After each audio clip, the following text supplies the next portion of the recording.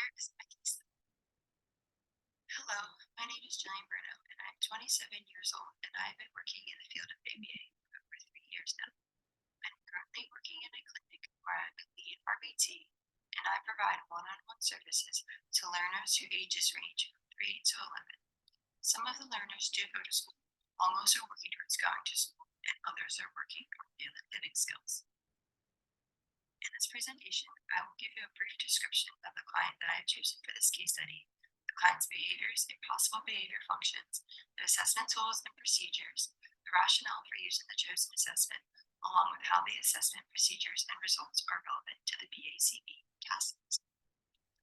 The client that I choose to focus on for this semester is a 7-year-old boy who is diagnosed with autism spectrum disorder who has been receiving ABA services for 2 years at this clinic. He recently started receiving OT services once a week. This client is extremely active, seeks out sensory input by climbing poles and climbing over tables.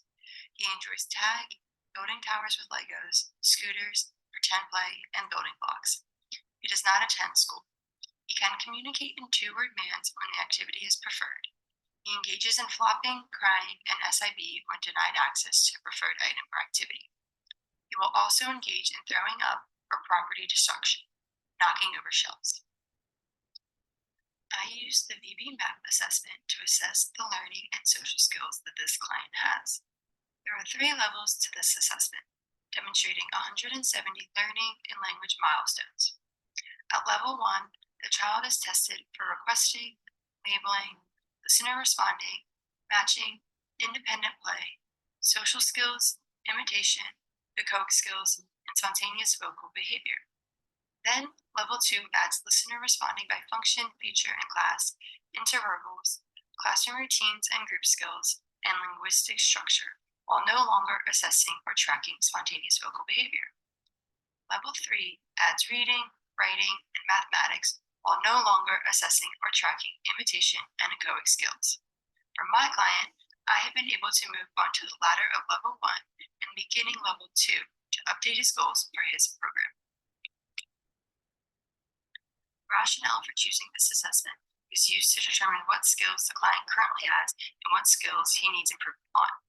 After gaining the results from the VB map, it suggests specific programming that is tailored to that client that could be added to help the client during the next 6-month period before performing another reauthorization.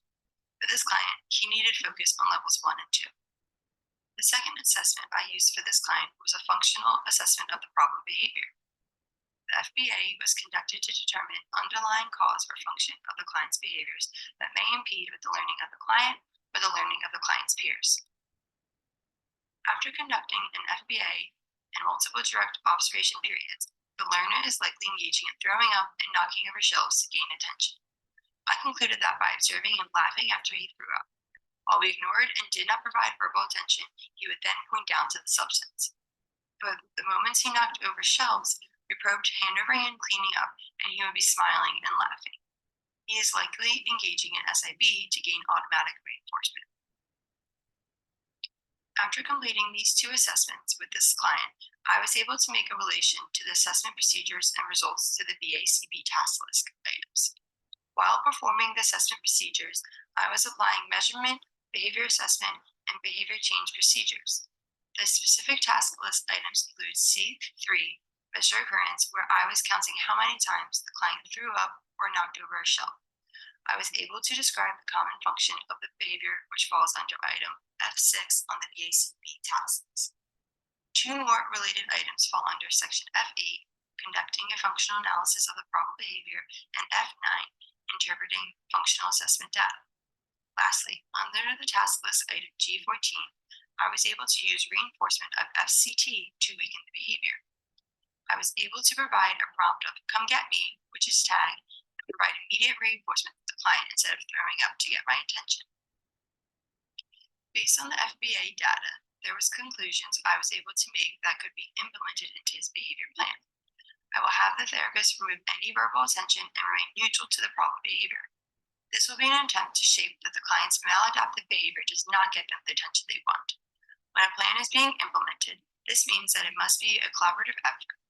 The BCBA, caregivers, and therapists must be on the same page as to what the function of behavior is and what replacement behavior we are providing. Here is my references that I've used.